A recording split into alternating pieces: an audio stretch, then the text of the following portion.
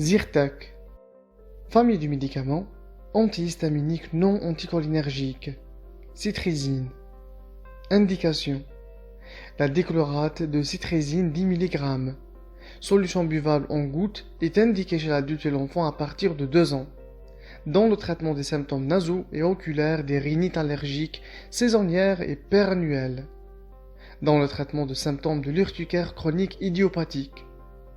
Posologie et mode d'administration. Posologie 10 mg, une fois par jour, 20 gouttes.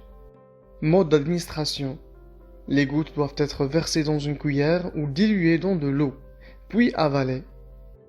Le volume d'eau ajouté pour la dilution devra être adapté à la quantité que le patient, en particulier lors de l'administration à l'enfant, est capable d'avaler. La solution diluée doit être ingérée immédiatement. Contre-indication. Une hypersensibilité à la substance active ou à l'un des excipients. Patient atteint d'insuffisance rénale sévère avec une clairance de la créatine inférieure à 10 ml par minute. Fertilité, grossesse et allaitement. Grossesse.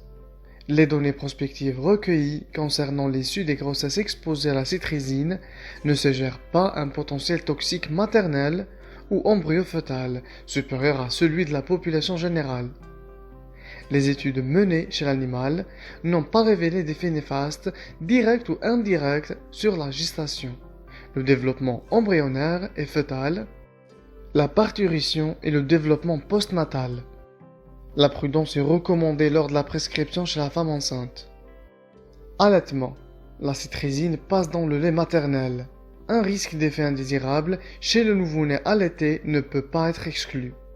La citrizine est excrétée dans le lait maternel humain à des concentrations de l'ordre de 25 à 90% de sel mesuré dans le plasma, selon le moment du prélèvement par rapport à l'administration. Par conséquent, la prudence est recommandée lors de la prescription de la citrizine chez la femme qui allaite. Fertilité.